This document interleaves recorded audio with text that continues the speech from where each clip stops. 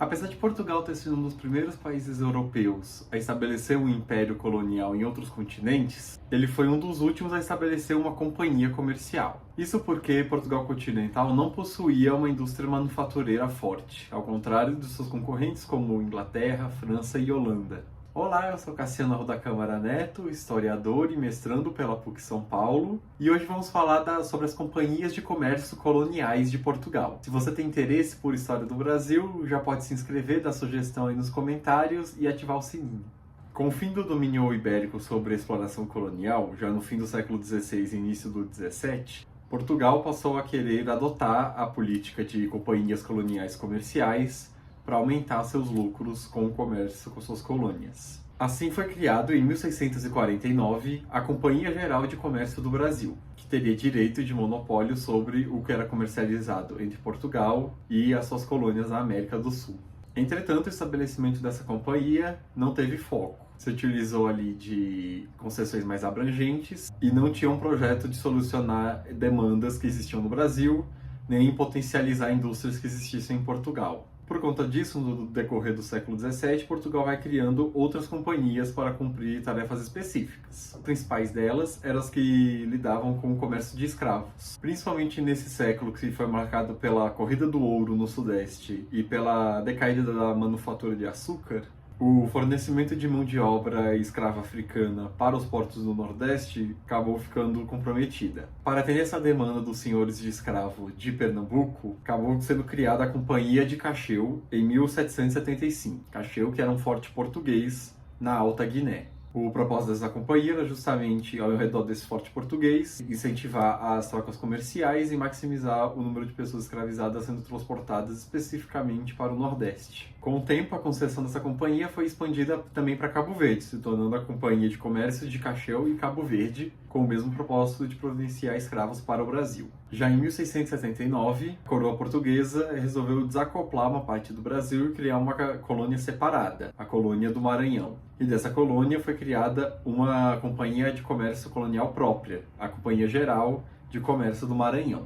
O monopólio comercial da companhia já enfrentou muita resistência local das elites com a Revolução dos Becker, e embora ela tenha sido criada para providenciar a região norte do Brasil com mais mão de obra escrava, que nem as outras demais companhias, acabou fazendo com que a produção da região diminuísse. Por conta disso, essa companhia foi extinguida pouco depois do seu estabelecimento. Já na primeira metade do século XVIII, com o ouro em abundância, houve menos pressão para Portugal criar essas companhias para incentivar a atividade econômica. Apenas no período do governo do Marquês de Pombal, que era reformista, se ambicionou expandir o comércio do Brasil e aumentar as monoculturas que eram produzidas no território.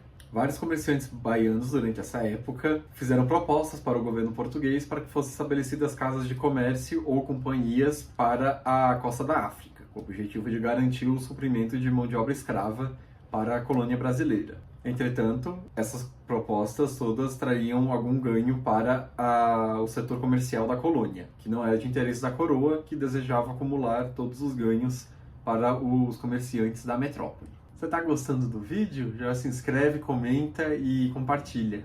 Então, o governo português decide criar a Companhia Geral de Pernambuco e Paraíba em 1759, com o objetivo de incentivar mais atividades comerciais na colônia, incentivar também a manufatura em Portugal e providenciar a colônia sempre com o maior suprimentos comerciais trazidos de Portugal e das colônias africanas. A companhia possuía limitações, como por exemplo, só poderia trazer produtos produzidos em Portugal para comercializar com os colonos brasileiros, e a companhia possuía uma cota mínima de escravizados que deveria trazer para as colônias brasileiras, principalmente para os engenhos de açúcar. Por conta disso, acabou que houve uma escassez de produtos manufaturados no Brasil, ainda mais porque o estabelecimento da companhia veio junto com a proibição de várias atividades manufatureiras na própria colônia, como tecelagem. A má qualidade dos produtos produzidos em Portugal também desagradou muito as classes dominantes da colônia, que estavam acostumadas a importar artigos de luxo do exterior. Com isso, a companhia acabou recebendo muitos protestos de comerciantes e senhores de terra do Brasil, e já em 1680, com a queda do Marquês de Pombal e a reversão de muitas das reformas pombalinas, a companhia acabou extinta. No geral, nenhuma das tentativas de Portugal de estabelecer uma companhia comercial foram tão bem-sucedidas como as tentativas da Inglaterra, como a Companhia das Índias Orientais Britânica, ou com suas contrapartes holandesas, como a Companhia das Índias Orientais Holandesa e a Companhia das Índias Ocidentais Holandesa no Caribe. Isso se deu em larga parte por conta da economia e da tradição política de Portugal, que focava o poder político na mão de senhores de terra